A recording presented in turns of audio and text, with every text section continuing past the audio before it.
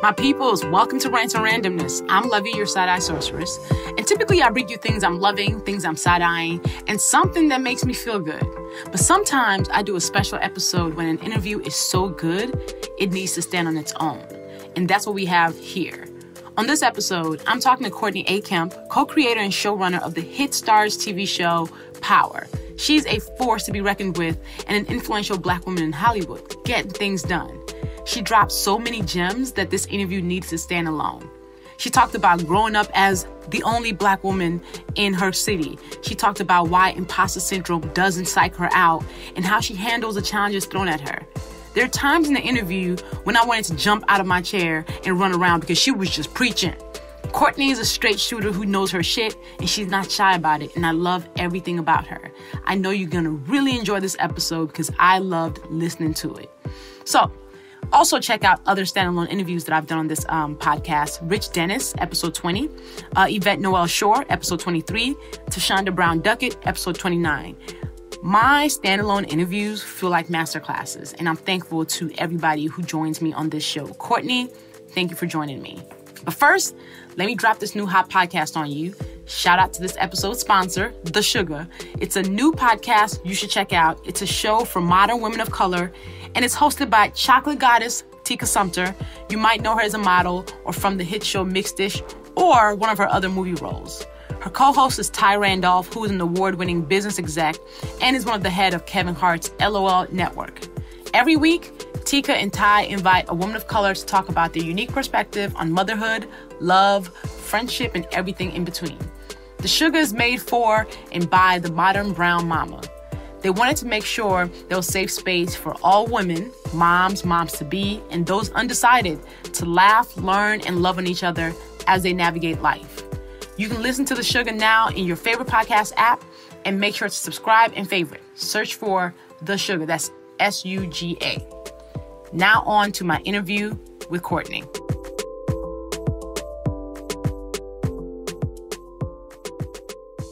Hey, Courtney. Hi, how are you? I'm good. How are you doing? I'm good. Just trying to figure out if I'm going to go to New York tomorrow. Oh, my gosh. Girl, I can't. This is crazy, man. This is nuts. Nuts. But thank you for making time. Of course. Are you kidding me? I'm a huge fan. Fan. So. Oh, man. This is exciting. This is exciting. Mark, does she sound good? Oh, we're all good? All right. So I'm continuing with the roster of amazing women during Women's History Month, and we have a powerhouse Black woman making history and entertainment on the show today, Courtney A. Kemp. Courtney, thank you so much for coming on the show. Oh, my goodness. Thank you so much for having me. Let me give people your bio because your epicness is real. Courtney A. Kemp is a television writer and producer.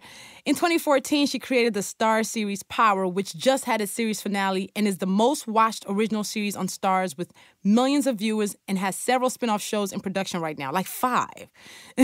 She was also a writer on shows like The Bernie Mac Show, The Good Wife, and Beauty and the Beast. Courtney is one of the most powerful women in television, and I am excited to have her on Rants and Randomness. Courtney, thank you for coming on. It's my pleasure, and I'm really excited, to be honest with you. I'm super excited to do this. So I always start by asking my guests, what did you want to do or be when you were growing up? I've been writing and making up stories since I was a very little girl. Mm-hmm.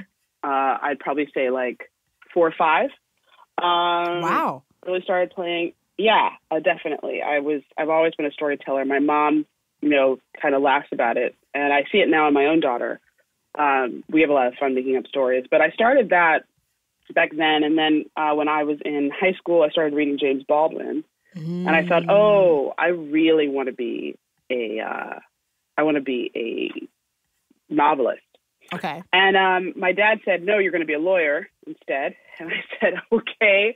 I really like the law as it is on TV. But when I went to college, I just stayed with my love of words.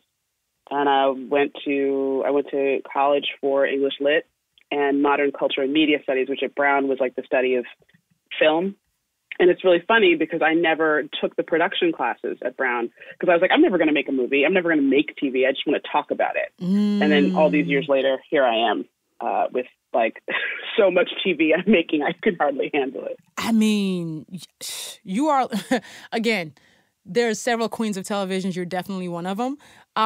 Do you find any old stories you used to write, like when you were young?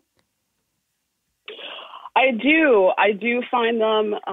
They're all very sad. It's really interesting. Like everything I wrote in high school was really sad and had sad endings. In middle school, I won a state prize for an article I wrote about being the only Black person or one of the few Black people in my high school. But I won an award in middle school for a story I wrote about a nuclear holocaust. And the end of that story is like the last pieces of nuclear winter fall on the last plant. And it's like the last thing that dies for the group of people that have been hiding underground.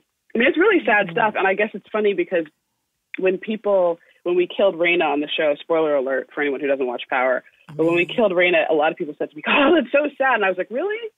Feels kind of like what would happen to me. But I do kind of have a history of writing stuff that doesn't have happy endings. Sorry, everybody. So wait, how were you as a kid when you were writing these stories? What was your personality like? I was always loud. I mean, I'm a Kemp. We're all loud and very sort of boisterous and funny. But I was also pretty introspective. I think anytime you grow up and there aren't a lot of people who look like you around you, you do feel different. So I felt different. And that was something that I really couldn't share with a lot of people because they weren't like me and they didn't understand. And I didn't really fit in groups of people of color at that age either because I didn't have any of their cultural references. I was kind of on an island by myself. And so, I mean, that's a great question. What was I like? I was a musician. Okay. I was, working very hard on singing and on piano and clarinet. I was writing a lot. I was getting straight A's. I was doing a lot of musicals, I mean, I was reading a lot of theater, reading a lot of plays. I was reading a lot. I mean, I think that's like the best answer is I was reading a lot. But I mean, I had friends and all these things. I had like the theater kids. But I wasn't a cheerleader. I wasn't like on a sports team. I wasn't having that experience. I wasn't having the like typical Connecticut high school experience. Ah, Connecticut. What city? It's called Westport. It's now it's a little bit more diverse, but at that time in the 80s, we're talking Reagan era, definitely not such a diverse place to be. And everyone was a Republican. And I remember I went to school with a Mondale Ferraro button on my jean jacket and like I got mocked. I had 2 big Afro puffs at that time and all the kids called me Minnie Mouse. I mean, it was like, it's fine now. Like I look back on it and I laugh, but I definitely remember that differentness, that separateness, and how I really couldn't wait to find people who were like me when I got out. And how did your parents handle that, basically being on your own island? Well, it was their call. My dad really, when he was a younger man, all the executives where he worked, because he worked at General Foods and then he worked at various advertising agencies, all the executives lived outside New York City. They lived in Westport and Fairfield and all those towns, and, New Rochelle and Scarsdale. And so that was his goal. He was like, I'm just as good as these white guys. I'm going to have a house out there. I'm going to raise my family out there just like they do, which I understand. That was where he was coming from. And then he, I guess he moved us out there thinking, okay, you're going to get this great education and you're going to have all the advantages that white kids do. But we weren't white kids. So there were some losses, there were some gains and losses. I think my mom tried to like stitch it together with Jack and Jill a little bit. Okay. But I think my dad was much more like, look, you're getting this advantage. And because he grew up with all Black people, as did my mom grew up in segregation. I really think that my dad kind of felt like, oh, you'll get over it. Like Blackness is not something that you learn, it's something that you are. Well, that is true to some extent, but I think as I grew older, I really self-selected into an African-American identity. But not everybody does that, though. Facts. That was like a choice. But Facts. I was always yearning for more of people like myself, One of the things that I am always sad about is that with other Black women my age, I didn't grow up braiding hair. I didn't grow up doing other people's hair. I didn't grow up with all of that. So it's like I miss certain things. And I always laugh with people and I say, I wasn't really Black until 1994 because I graduated high school. And then when I went to college, that's when I sort of found people. But I had to leave my hometown to do it. How did you pick Brown? What made you pick that as your undergrad? My dad said, I will pay for any Ivy League school. So you can apply to these 8 schools. Other than that, I'm not paying. So I wanted to go to like Sarah Lawrence or Bard or someplace that was about writing. And my dad was like, nope, you're not going to any of these silly little liberal arts schools to get a degree in nothing. So when I looked at all those Ivy League schools, Brown was the one that had like a creative writing program. And like they were very much like, hey, don't worry about core curriculum. You don't have to take math. Whatever, you don't have to do that. So it was kind of perfect for me. And then when I visited the campus, I fell in love with it. And it wasn't that far from home too. There were a lot of advantages to that. It was only like 3 hours from home. Not that I wanted to be close to them, but they wanted me to be close to them. Because at first, when they said that, I was like, which one is furthest away? You're like, how far can I run? Like, how far can I? I was like, is Cornell far enough? Like, where's far enough? So kind of a funny story in that way. But that's why I picked Brown, for sure. College for me was life-changing in that it kind of changed the way I looked at the world. What was college? What did you think you learned the most in college? Oh, God, I learned so many things. I mean, I wish I could talk to my college-age self, though. What would you say? I really wish I could. I would say, girl, your eating disorder is troubling. Get us some help for that now-ish. I would say, having a man is not the most important thing. You don't need that. Not right now. You're in your early 20s. Go live. Go to France. I didn't go to my exchange program. I was fluent in French at the time. I barely use it now, but I was fluent in French at the time. I really wanted to go to France on a student exchange my junior year. And my boyfriend at the time was like, well, I'm not going to wait for you. So if you go, we have to break up. And so I didn't go. Oh. Like, I wish I could slap my old self upside the head and be like, bitch, get on that plane. Get on the plane. Get on the plane. But it's like, but of course we don't know these things when we're teenagers. I guess the most important thing I learned is that education changes class. That you become middle class through your education, no matter what. So even though, because my friends who came from less affluent backgrounds, they would talk to me all the time about how going home changed for them because they had seen a new kind of part of the world, not Rhode Island, but through books, through education, through being around people who had a different experience in life.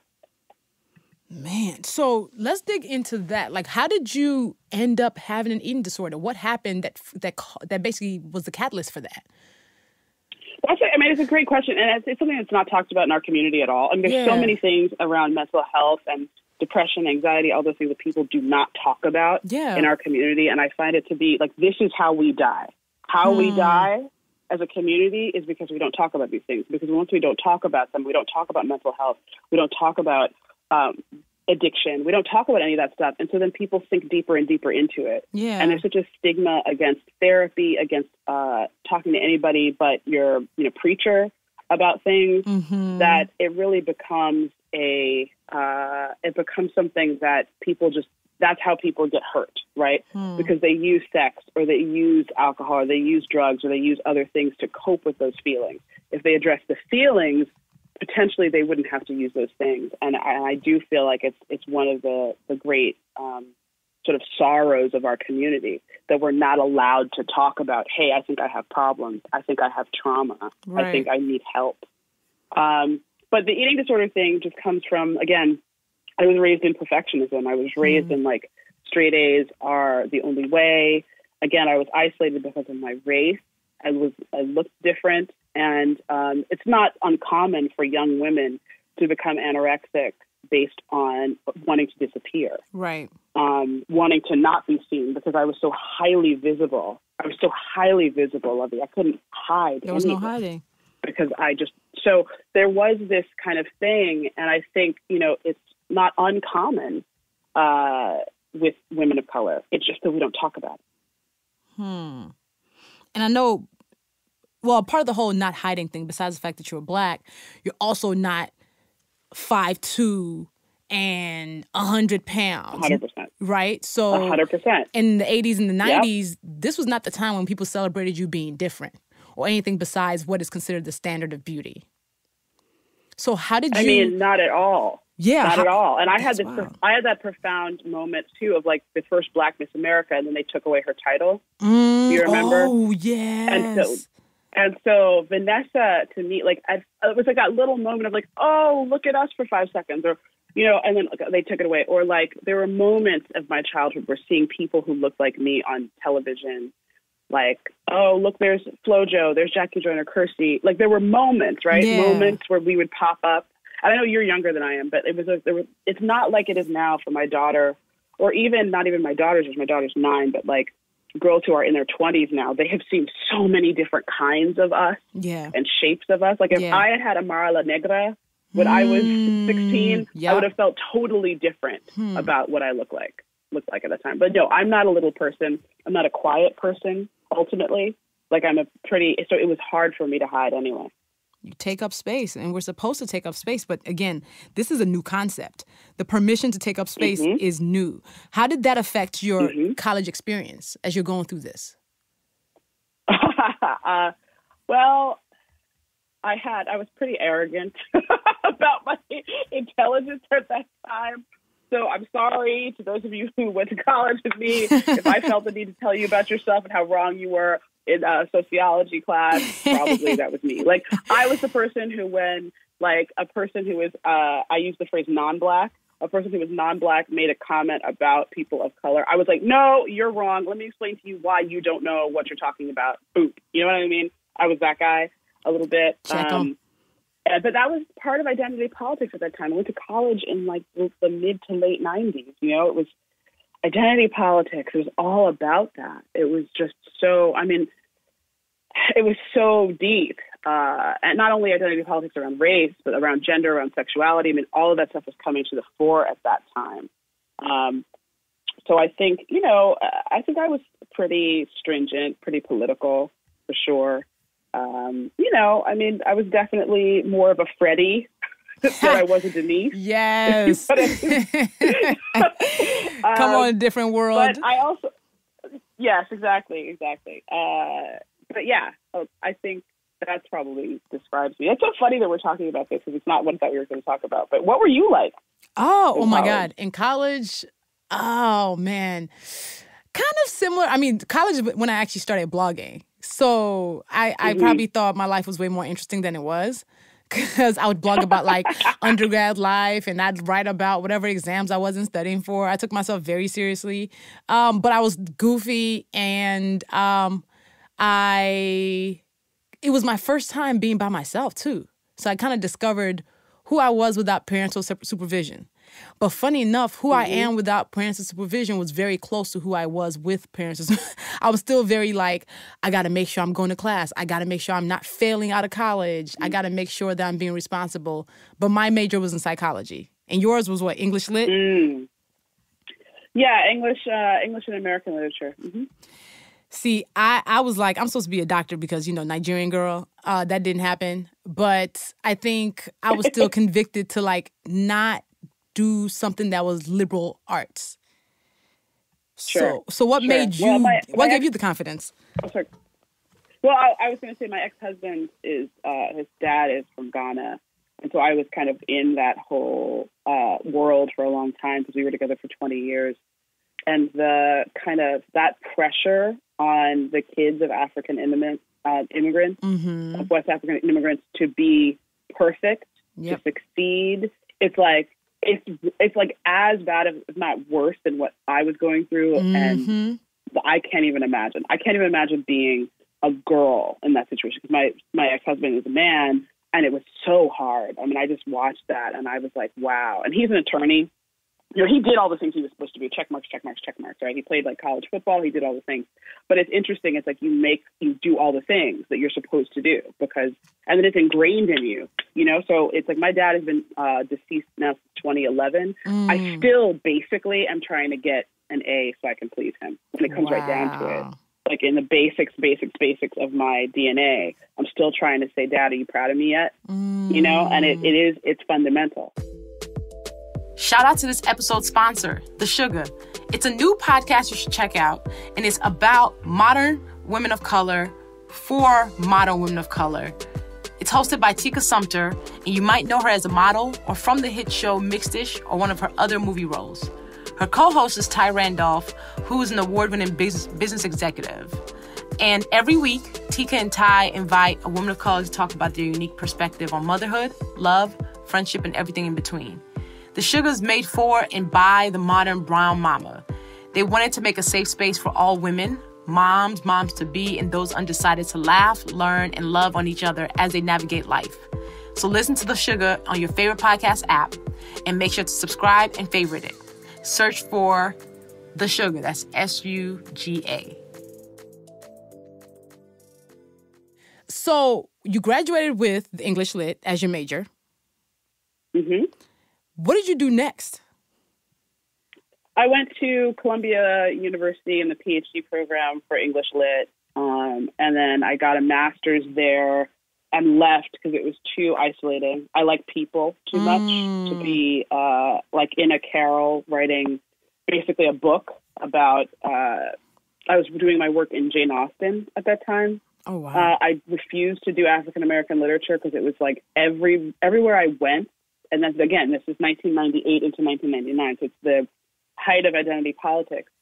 Anywhere I went, the people were like, oh, you're in English literature. Are you doing African-American lit? And I'm like, no, I'm not. I'm not doing African-American lit. Because I look like this, it doesn't mean that's what I'm doing. I read African-American lit. And I remember once I had my advisor, because I was doing the 1800s, because I was doing that time period, the advisor they gave me was a guy who had done all that work. And he was like, you don't just seem like someone who wants to do this work.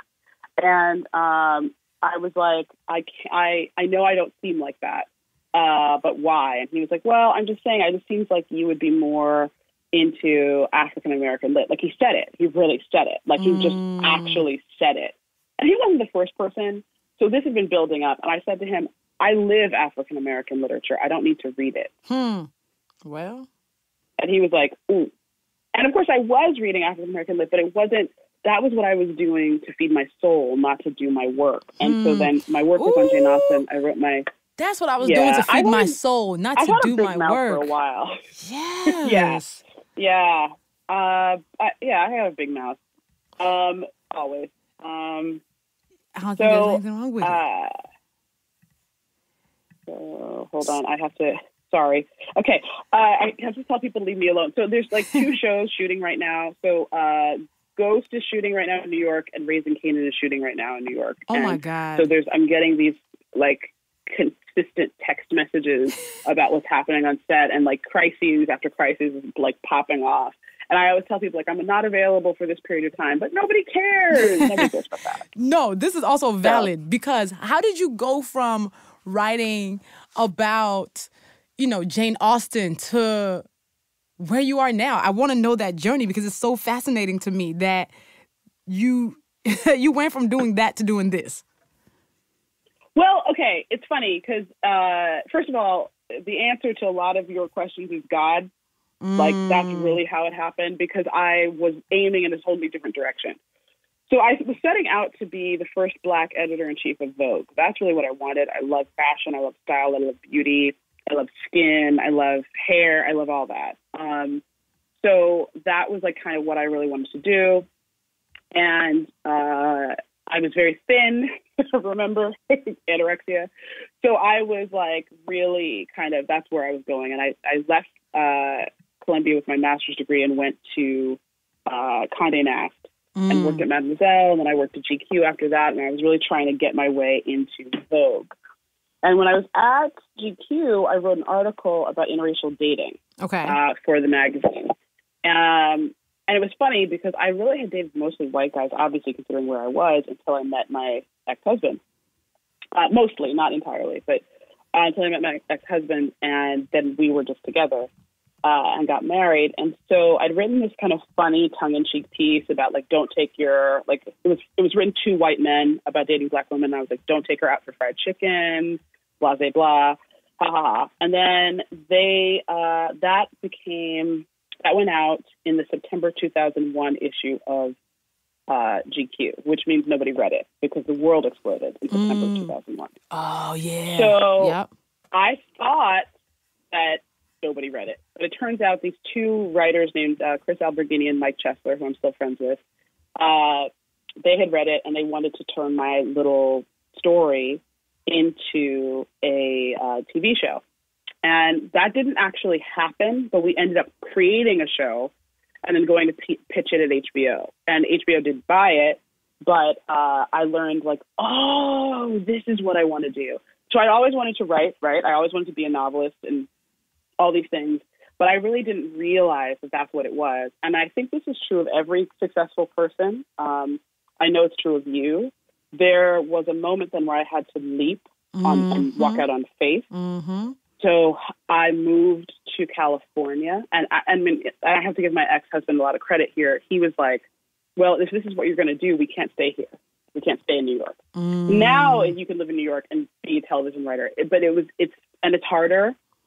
Then it was impossible. So we had to move to LA. And so I moved out here. I didn't know how to drive, really. It was just like it all had to happen then, basically. And so I moved. I started working for a travel agent. I had an agent when I moved out here because of the article. I had an agent. Her name's Nancy S. She's still my agent. Although technically I had to fire her a few months ago, but we could talk about that separately because of the Writers Guild. And I don't know if your listeners know about the Writers Guild. And they don't. Union. We haven't talked about that. Yeah. No. So it's just that the Writers Guild of America, our leadership a while ago decided that we had to fire our agents because of the way that they make money off of us as writers. And so we had to do all that. But Nancy really believed in me. And she said, look, you're going to get a job out here to move out here. And then I did. And then I started, that was June 16th, 2004, when I moved out. And in August, I started working on the Bernie Mac show. I was very lucky. Yeah. And I will tell you, I wrote a spec Bernie Mac, and they hired me off of that. And I'm going to tell you, that never happened, but that was God. That is God. Here's the thing. Wow. It's that whole thing about, like, you have to do the footwork, but then God will make sure that your feet land where they're supposed to be. Mm-hmm. And so I moved. If I hadn't moved, then the story would be very different. But I moved. Wow. And so God was like, okay, I'll meet you more than halfway.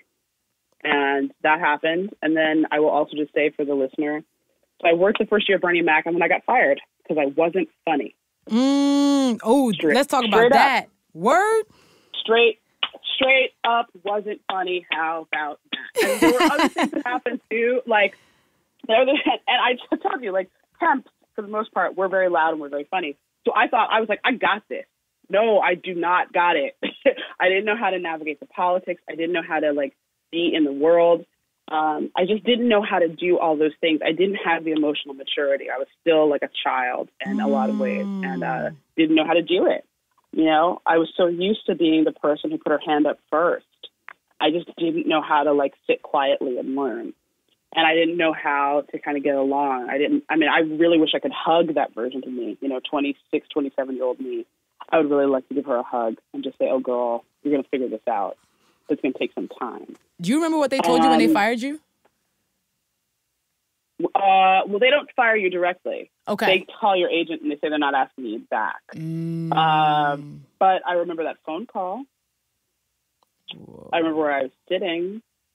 And I remember being like, okay, well, I don't want to fucking work for them anyway. I had a little bit of an attitude, but then also it was my first big failure in life. Because I was so proud. I was working on a show that my parents actually liked. I was making like $120,000 a year, which was a huge, huge amount of money, huge step from where I had been. I was like really, I mean, my dad had sort of bet against me when I moved out there. He said, well, don't move out there because you'll be back in a year. Ooh, ouch. And I moved. Yeah, but that was the thing. He wanted me to be a lawyer. What the fuck is this moving to California to be a TV writer? What is that about? Which is pipe dreams. You understand. Which is pipe dreams for real. Yeah, totally. And he's like, you're a black woman. No one's going to let you do that. And he was right. People didn't let me do it. I had to like kick doors down and punch my way through. But he was a pioneer in his own way. And I think that was actually very inspiring to me. But to go back, so I had written, coming off of that, Nancy said to me, well, do you really want to write comedy? Is that really what you want to do? And I said, no, I don't even watch comedy because I didn't. I watched Law and Order and those kind of things. I watched, like dramas. And so she said, okay, well, write a drama spec. And I wrote a CSI, and that got me hired on a show called Injustice, which is the first show that Robert and Michelle King created for ABC. And Robert and Michelle went on to create The Good Wife, and I worked for them for 3 years on that later. But after that, after leaving comedy to go to drama, I worked every year consistently from then until now in TV. I never had a year where I sat out. I was always working, and I was very fortunate. I mean, shows got canceled, certainly, right, and we had a strike, but I always worked because I finally got it. I was in the right place, doing the right thing at the right time. And I was two for a lot. They'd be like, they'd hire, back in the day, in that time, they would hire all their white straight men first. Of course. And then they would go, we need a woman or we need a person of color. And sometimes, Luvvie, I got the job because I was both. Say more. And then, what? You say you got the job because you were broke or booked? Both, meaning they needed someone who was of color or they needed a woman. Like they would hire they would basically, if there were 9 seats in the room, they would hire 8 straight white guys, and then they would go, we need a woman, or we need a person of color. Not because they wanted to, but because they needed to look diverse to the studio. And so what would happen is they would meet me and they'd go, great, if we hire her, we don't have to try to hire an additional one. You are a twofer. I was twofer, exactly. I was twofer. So what was your approach whenever you end up on these sets, even if you knew that they hired you for that reason? Oh, that doesn't matter. I mean, it's so funny. It's like when I hear young people, millennials, they're like, I can't believe he just said that to me. Like, he just said that he hired me because I'm a woman. So the fuck what? Go in and do your due. Come on. Like, who cares why the door opens? I don't care why the door opens. The door opened. I'm walking through it. I don't care. Like, people's shit is so misplaced to me. Can I curse? You can. You can. It's fine.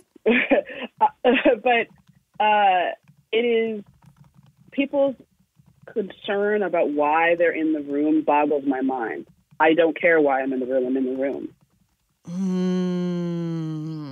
I love that because a lot of people have the imposter syndrome of like, oh my God, do I belong here? So they make it affect what they do and how they show up. You're saying it doesn't even matter whether or not you think you belong there. Just get the job done. Correct. Like that. That is Correct. A new perspective I've not heard from a lot of people. Wow. Yeah. I mean, I just think it's like you can't, the imposter syndrome thing for me that's never been really a thing for me.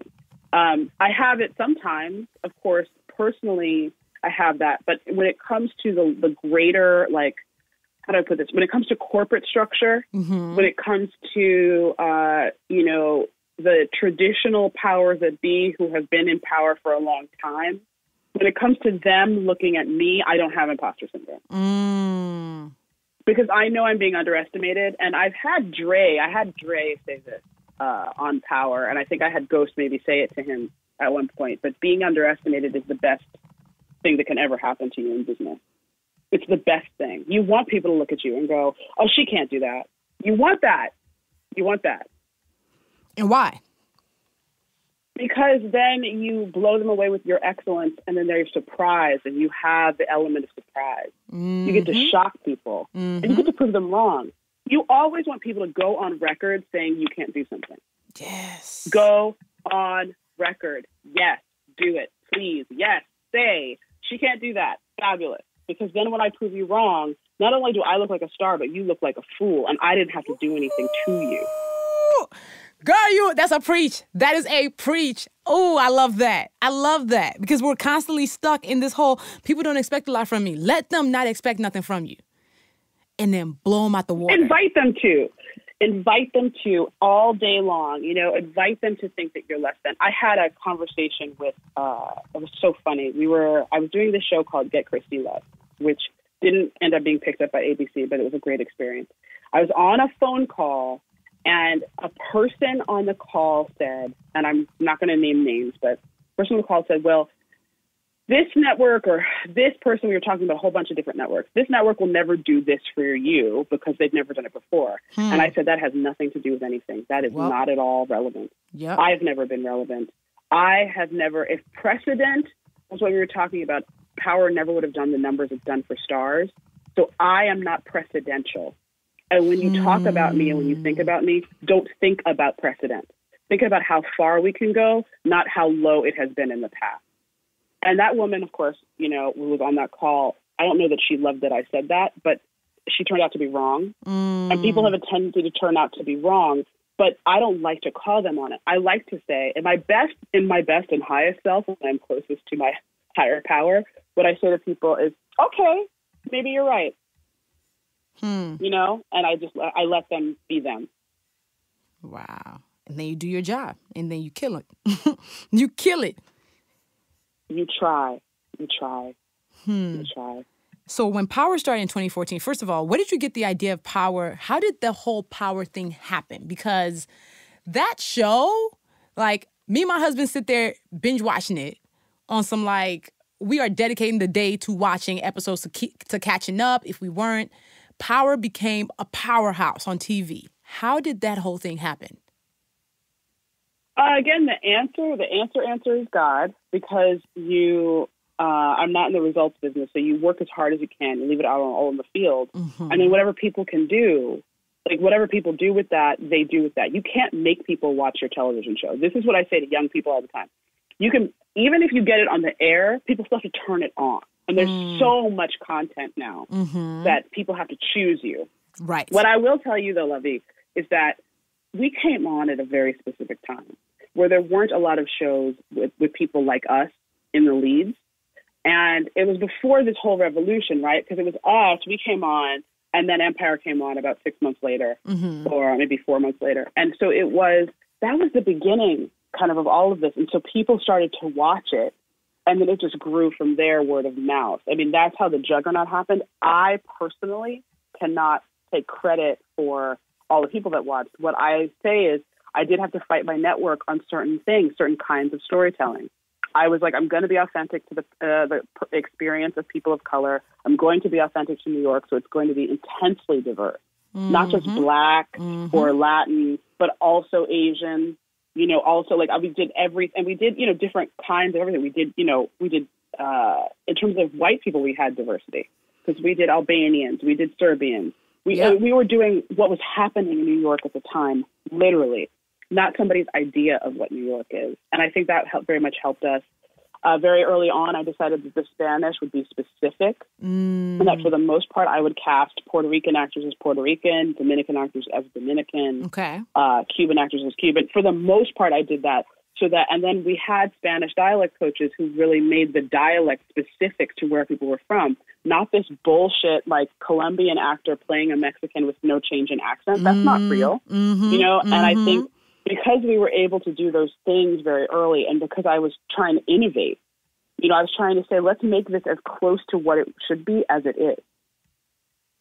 What made you want to tell that particular story of Ghost, Tommy, and all their doings? Well, first of all, I was writing about my dad. This story is out there, but I was writing about my father's obsession with like image, because he was in advertising. So he was always advertising himself. And he always said to us, if you smell good and you look good and you sound good, white people will give you a shot. And so that's where he was coming from. He was born in 1941. And so that's where he was coming from. And I think Ghost is that closet of Ghost that you see in the opening. That was my dad's closet. Growing up, he had this long closet with all these suits. He had beautiful suits, like suit after suit, shirt after shirt, pocket square after pocket square. He had all these clothes. And he was always transforming himself. He kept himself in good shape. So he was always kind of transforming himself to be the most perfect iteration of himself. And I think that's part of what he had just died in March of that year. He died March 5th, 2011. And so I was writing about him. And then when I took him plus 50, so I took 50's story of having been a drug dealer and having come out on the other side. And in 50's specific case, it's interesting. So my dad went to Amos Tuck Business School at Dartmouth. And he was the first black man to graduate from there. Okay. 50, if you get to talk to him, is basically a Fortune 500 CEO, really in his brain. And if 50 had been born and raised where I was born and raised, he would have gone to Wharton Business School in the same way that I went to Columbia for graduate school. Like, he would be this titan of industry. And he is in his own way. But I think it's like, this is the thing about people having opportunities. This is the other reason that I don't have that imposter syndrome when we're talking about the larger, more traditional, more conventional, more mainstream people who have been in charge, is that I went to the same schools they did. And I got the same A's they did. So I'm not intimidated. I'm like, yeah, and. You like, so I have the pedigree I also know and the credentials. Right. I know Buffy and Muffy. I went to their summer house too. Let's move on. I think when you would look at someone like 50 who doesn't have that educational background but is so smart and so strategic, I mean, I think it's like my dad is kind of a blend of those both because he grew up kind of in the hood but also was brilliant and got himself all the way to the Ivy League from that. And I think that, I guess I wanted to blend those two things. So that's where the story really comes from. It comes from the Breaking Good. I always used to say it's Breaking Good. We had Breaking Bad on TV for a while, and I was like, so what is the other version? And then to tell you the truth, I really wanted to write about Ghost's original iteration. He was an alcoholic in recovery. Okay. He was in a 12-step program, and then I was told that the audience wouldn't find that relatable. So we took the very like specifics of that out of the show. But Ghost's struggle with alcohol is still pretty present in the show, if you remember. He's drinking. Him kind of mess up a lot of times with alcohol. Yeah, like he'll get drunk and say something crazy, do something crazy, act the fool. Wow. See, I actually hadn't heard that story of how Ghost came to be, that character, and then Tommy. You created this TV show that I'm pretty sure your audience was mad diverse too, which is also in itself a gift because a lot of times TV shows are marketed as, oh, this is a black show, this is a white show, this is a show for these people. As the show was going along, did you receive any other type of pushback that you had to fight, or were you given creative control, full creative control? There's no such thing as full creative control in television. And anyone who tells you they have full creative control is lying. Good to unless know. they have a YouTube channel. Good to know. But no, I mean, I always had notes. They were always pieces of the process that I got pushback on. The show did not start out with an incredibly diverse audience. It started out with a black audience because they decided to put the original poster was Omari holding a gun, and it said from executive producer 50 Cent. I've always said this, that I am so happy that they put from executive producer Curtis 50 Cent Jackson on the poster. I just wish that they had foregrounded the suit more, because what they did was that they kind of were like, "Yo, hip hop audience, this is for you." And I had a white male friend of mine say, "I'm not going to watch that show. I'm from that poster. Why would I watch it? It's not for me." And the show was about the American dream. The show was at its fundamental, and this is something I say to young writers all the time. If your show is not about a universal question, you have the wrong show. So the universal question in Power is, does my past dictate my future? Wow. Which is a big part of the American dream, which is, can I transform, right? That's what we're all about here in America. Life, liberty, and the pursuit of happiness. We can change. Yep. Think about how absurd it is that one of our fundamental texts has the word happiness in it. That's how silly we are. That we are like, we think we have the right to be happy. Yeah. But happiness sometimes has to do with pre-creation, self-image. We hold these truths to be self-evident, that all men are created equal. I write as I have slaves. I write this as I have slaves.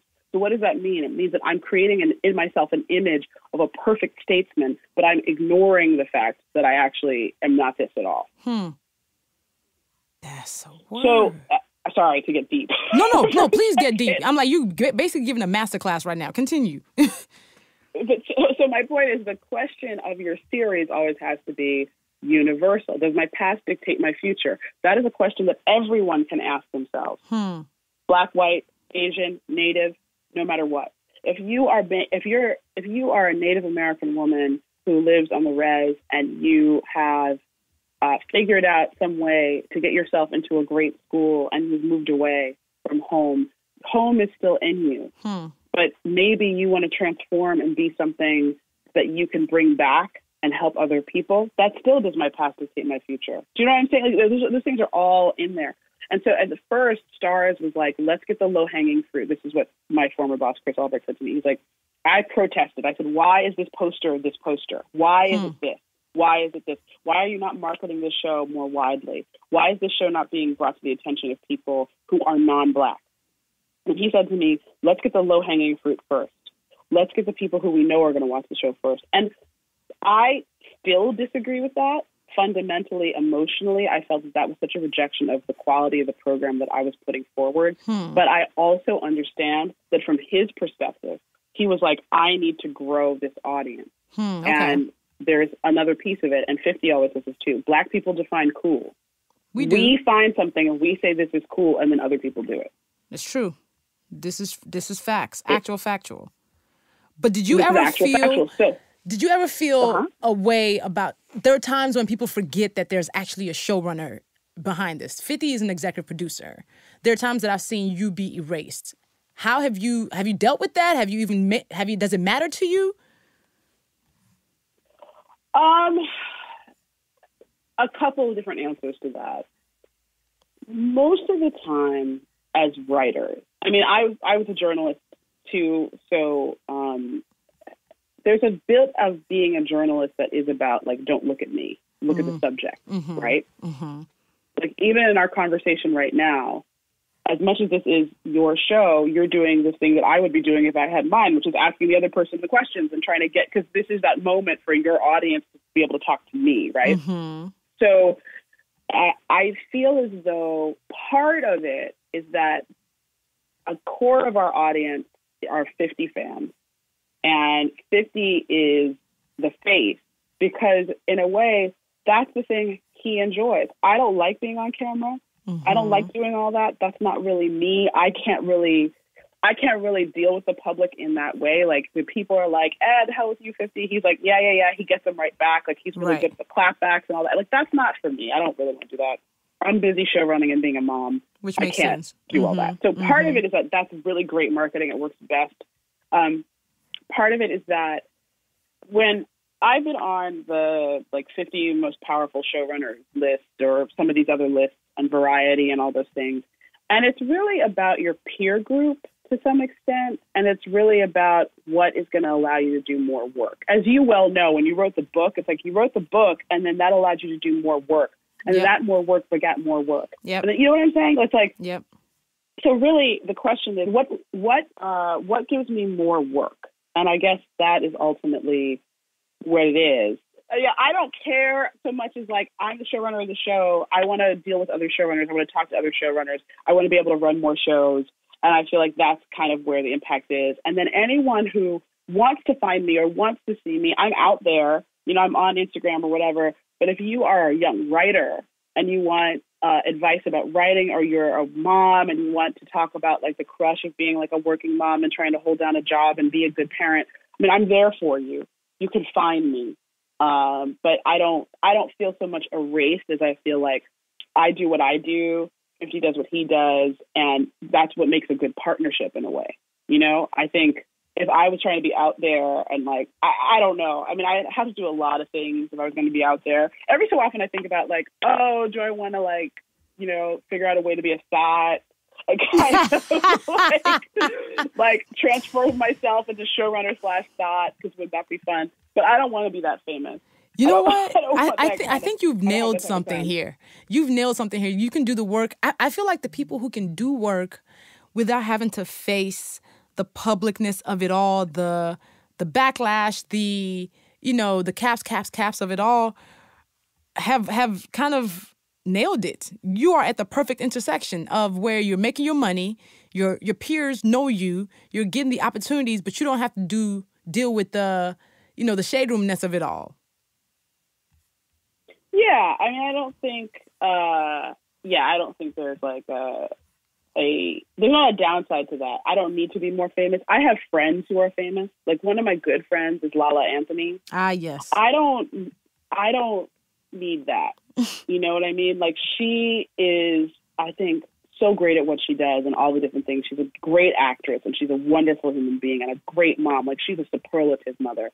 And she puts all that energy into that, and I see that. And then we go out to dinner, and people have to interrupt the meal. They need to talk to her. They want to take a picture or whatever. And I'm like, I don't want that necessarily, you know? And people do ask me for pictures and stuff, and, like, it's great. I appreciate the support. But I'm just saying that it's, for me, a thing where you don't necessarily want to invite that into your life. And I personally don't post pictures of my daughter online because I don't want people to be mad that Ghost is dead and feel like they need to take it out on my kid. Bro, can I just tell you, people really feel a lot of feelings about things, okay? And they really take it deep. Like, people feel a lot of feelings about TV shows and what happens. I'm just like, I know Tariq, the Michael Rainey Jr., who plays Tariq on Power, he posts on Instagram frequently that he gets death threats because people hate his character so much. And I'm like, why is everybody this? I understand. Good storytelling. It's actually a testament to the good storytelling of the show, but people really do be in their feelings. So I think it's an amazing idea that you don't post your daughter.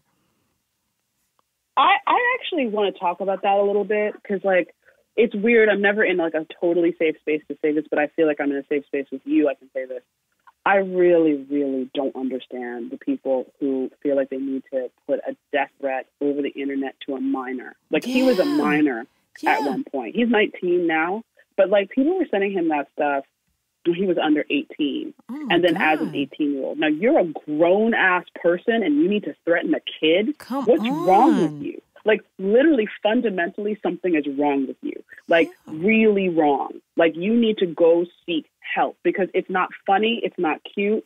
That's a human being doing his job. And by the way, doing his job so well that you believe him. Yes. Keep in mind that most of these people, when they were 18 or 19 years old, couldn't hold down a full-time job. Come on. What are you talking about? Like, come on. Literally, what are you talking about? Like, honestly, I'm in a state where I'm just like, this is maddening. This is maddening. It is, but I feel protective because this is a child who's grown up under my watch. He was 11 years old when I hired him. Wow. 11, he's a fifth grader. Wow. And these grown-ass grown-ass men threatening a kid. This is like this guy, there was this guy who threatened to, like, rape and murder Leela because of when Angela arrested Ghost at the end of season 3. He, like, sent her, it was like he thought it was ha, funny, joke. The FBI got involved. It was like a whole thing because he was like, he thought it was funny.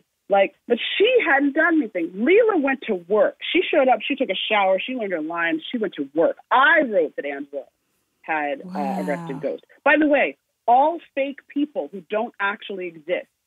Like, it is so frustrating to me. I understand. I'm thankful so much for people being passionate about the show, but it is a television show. Yeah, please relax. It is a television show. Everybody and relax. It's a place where people work. Relax. Take it down about 10 to 15 notches. Like, really. Yes. Oh, my God. Also, the people who write on my Instagram, worst writing ever, you're a terrible writer because Ghost is dead. No, I'm a great writer because you're mad about it. Yes. I don't care if you don't like it, but your passion about it actually proves my point. And that was the whole thing, is that anybody could have stopped him at any time and yoked him up, but he thought he was unstoppable. He showed no humility before God, and that's what happened. He kept on saying, no one can stop me. He kept saying it. He was like, nobody can stop me. At that point, pride comes before the fall, which is, pride came before that fall. So... Literally, I showed a fall, y'all. Yes. I didn't make this stuff up. Literally, pride came before the fall. Literally, like I'm gonna say I'm not even that good. Like, I'm a hack. Like, I straight up had him fall down. Like, he literally fell. Like, what are you talking about? Like it's just so funny. So it's like, I don't know. It's all biblical. I didn't make anything up. It's biblical. It's Shakespearean. It's all those things. You know? And I loved it. I loved it. And I was watching Power so proud that a Black woman was behind this work. I saw, like, the quality was amazing. Everybody was so in their feelings because the writing was so good. And that just brought me so much pride because your work did everything that people might have thought it couldn't have done.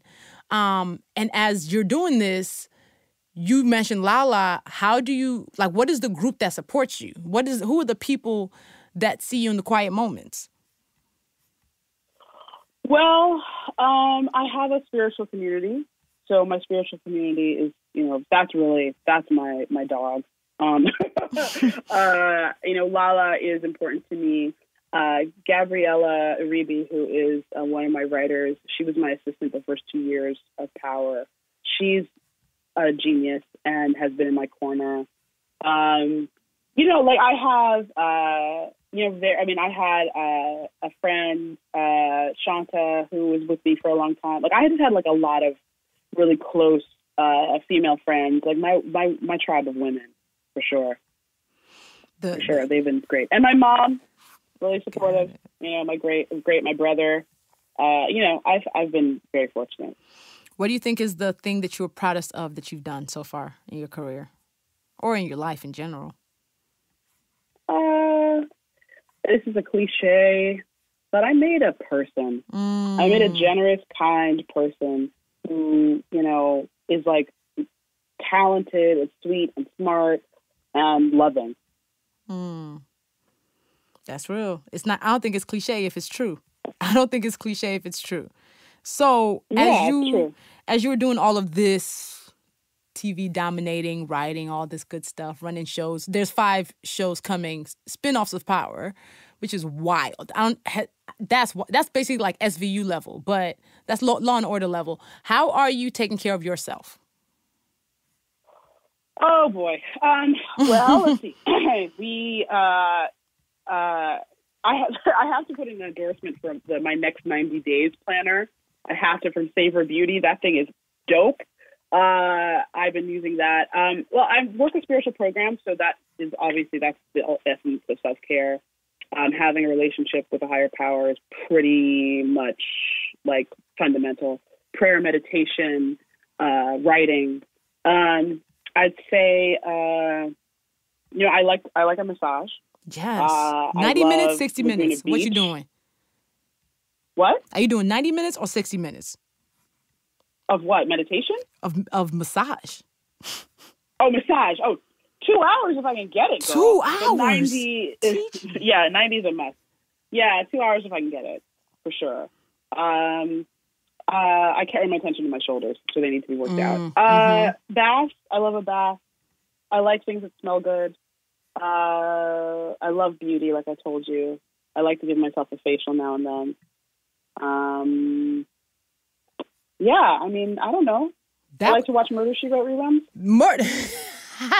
That's very auntie of you. That is very Black auntie of you. I am a Black auntie. Really, I am a Black auntie. First of all, I have a nephew, but second of all, I am an auntie. I mean, look, I'm 42 right now, so I'm auntie age, for sure. So, favorite face products, because I'm all into the serums and the moisturizers. I always want to know what people are using on their face that you love. Okay. Well, I could go on forever, but I think the number one big change in my skin life that's happened recently is Sunday Riley CEO face oil. Yes, the vitamin C serum. Yes, the vitamin C serum, like the oil. Yeah. And then there's a serum. Those 2 products will change your skin. And then Good Genes, also by Sunday Riley, at night is like, that is a whole other step up. My skin is bright. It's glowing. Like, my skin is so different now because of that. I'm trying to tell people, I'm like, y'all step this game up. Vitamin C serums is game changing. And Sunday Riley's whole line, including Good Genes, which is the lactic acid, look, everything. It is worth all the monies. It's worth all the money. And by the way, I'm telling you, even if you can afford one of those products, even just Good Genes will change your skin. Like, applied religiously, will change your skin. People sleep on them. They don't understand that Sunday Riley is like, that's the truth. I mean, I stand them. Stand them. And if, in case people are worried about the pricing, just remember, this lasts you like 6 to 8 months. So I think it's like $90. Look, you won't have to buy another one for another 6 months. I'm telling you, it's worth the money.